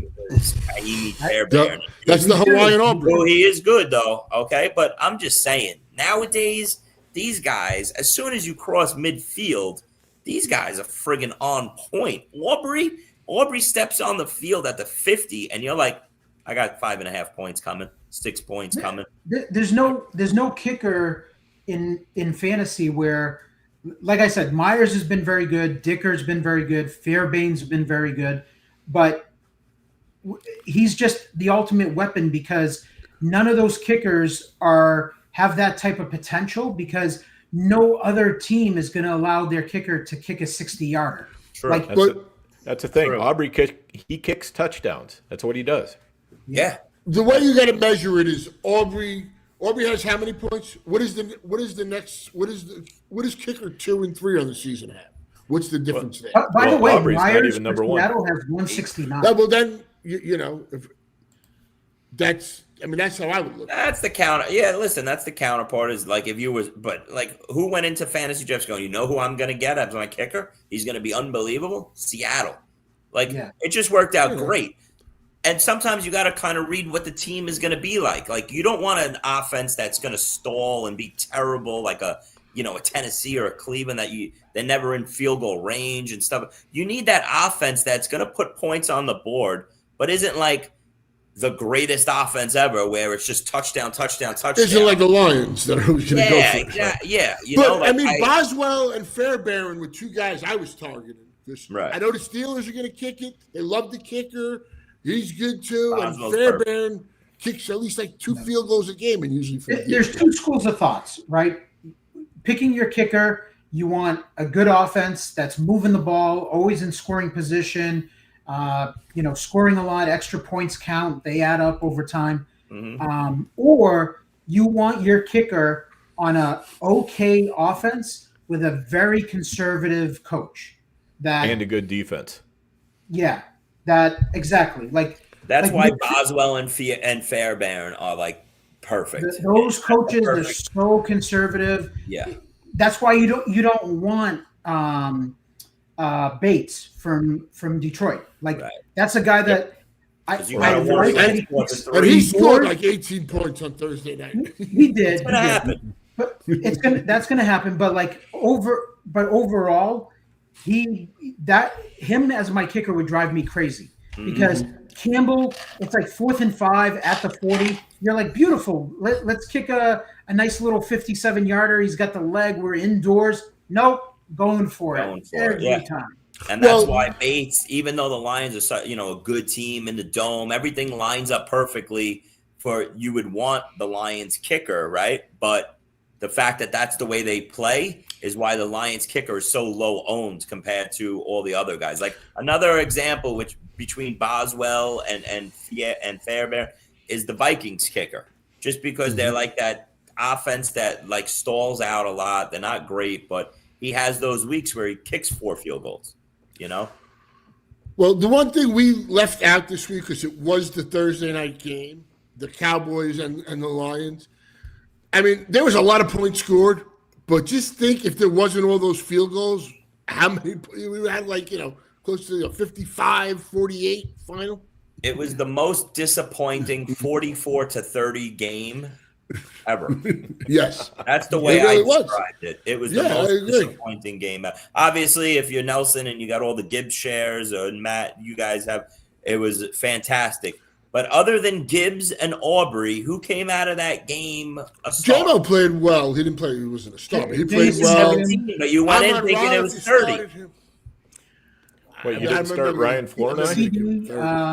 Listen, no. Listen, Lamb, J-Mo, Amon-Ra, they all had good games, okay? Yeah. But you were disappointed. Lamb left with a concussion. He was on his way to 30. Lamb owning J-Mo. You went in owning J-Mo going, oh, my God, J-Mo's going to drop 25-plus in this game. He had 17. Amon-Ra played, and he gave you 15.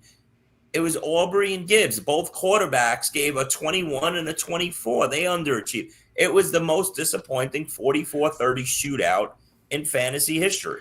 And Goff missed Tesler at the half, right before the half, when he was wide open. He threw it out of bounds. He could have had 2 touchdowns. Yep. Yeah, I had a team that started Aubrey and Gibbs, and let me tell you, that gives you a pretty nice feeling coming out of a Thursday night game. Oh, my God. But, I mean, Pickens... It was a horrible game. And like that last play, he could have caught that ball. That's like another 5-6 yard ball. But the guy's been awesome all year. So I just hope that, touch on the Pickens thing real quick, guys, because it's been a major topic all week long. I just hope this guy, I know he's a dog, but I hope he's not the point where he's like, I did my damage. I got 100 million plus coming to me. The season's going nowhere. These guys aren't going to pay me, Dallas, or they're just using me for 4 games.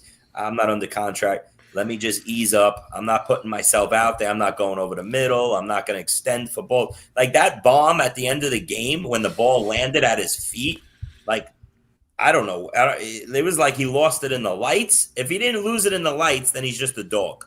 Like, I don't know what's going on. But that was so horrible. Like, I'm just hoping that he just isn't mailing it in here. Because at least he went after Richard Sherman. So maybe he's still I don't know what was going on Thursday night because he did not look like he normally does. I mean, he looked like he was disinterested on Thursday night. And I hope that was a one-off because I have some teams that are counting on Pickens doing better than that. I definitely need Pickens. It did not look – he didn't look right. I'm with you there on that, Chris. I don't think he looked like he was I'm into the hoping game it's a one-off. whatsoever. I mean, he's still looking to get paid a lot of money. You can't just dog the rest of 4 games. That'll, Yeah. So hopefully. Well, we're going to find out Sunday, I guess. Yep. Well, hopefully him and CD and our team does very well. Yeah. I think we got the right pieces there. I'll tell you that much. I mean, Jonathan Taylor was looking a lot better, like we said, but got Trey McBride, the Dallas staff, JT, a couple nice pieces. We'll see. Well, if these rookie running backs or Gainwell, Zay Flowers came back to life as well this past week. Praise be. He might have a nice playoff run. Praise be. I mean, that was one I kept looking at him in our lineup and going, man, I wish we had a better option than Flowers. But I was like, yeah, we got to. That's another guy that we could throw into the conversation with Justin Jefferson. And Zay Flowers is underachieved all year long. This Ravens team, these next 4 weeks, maybe they caught something this past week. They were throwing to him a lot of targets. So Zay Flowers is going to be low owned, and he could put up some 20-point games here, hopefully. The other Raven that's been playing pretty well last couple games, Isaiah Likely. I don't know how another one wasn't a touchdown. Right? I don't know what the NFL what the head catch is anymore. Yeah, don't get me. Let's not end on a bad note, Matt, because that got me aggravated because it's like all these rules and it's getting so ticky tack and picky that like I don't even like that's not a touchdown. Like I don't understand like what more you want the guy to do. Full control of the football, 2 steps with a third coming, like. That's and he's in the end zone on top touchdown. Like I don't. What else do you want the guy to do?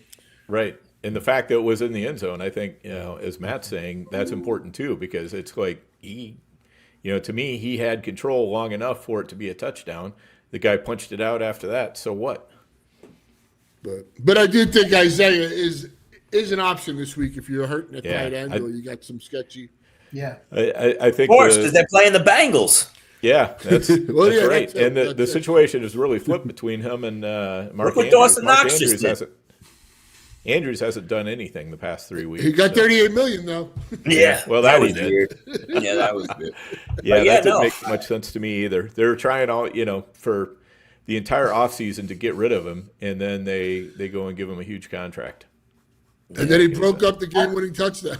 I don't know what Baltimore is doing. Even at the end of that game, the offensive play calling. So you've got to try to score, okay? And you've got 2 tight ends in the ball game. At one point, they had the fullback in the ball game, and I'm like, do you have no wide receivers active? Like, what's going on right now? Because you need guys that are fast enough to get downfield so Lamar can throw it. And you've got listen, I think Andrews is solid. I think Likely's good. Like Likely can probably run a little bit better than Andrews. But like, how do you have like these like heavy packages and a fullback when you're trying to get the ball downfield? I didn't understand that whole play calling at the end of the game. Yeah, confusing. done. All right, boys. I guess we should wrap it up there. But to all our listeners, it's been a great regular season. Hopefully, you guys are all in the playoffs, and we are on to the playoffs now. So it's money making season these next 3 weeks, and it gets underway Thursday night. That's right. And if you stuck with us long enough, you finally got to the Kicker Talk, and I know that's exactly why you tuned in. Let's go, boys. Big bucks, no whammies. Big bucks, no whammies. I love it. My mom It's loves like that the show shit. too, with the 4 boxes. No whammy, no whammy, no whammy. All right. Thanks, everybody, for joining us this week. As always, we love the feedback. Hit that like button if you haven't done it yet. Leave us a comment. Give us a review on whatever format you're watching or listening. We do appreciate that. Good luck to everybody out there in the Empire this week, except for those people going up against us in the shootout. And we'll see you all next week. Hey, I want to thank you for being part of this broadcast. If you have any thoughts on it, leave a comment. If you enjoyed it, make sure you leave a like. And if you want to see more shows on the Player Profiler channel, subscribe to it. That's how we know you want more.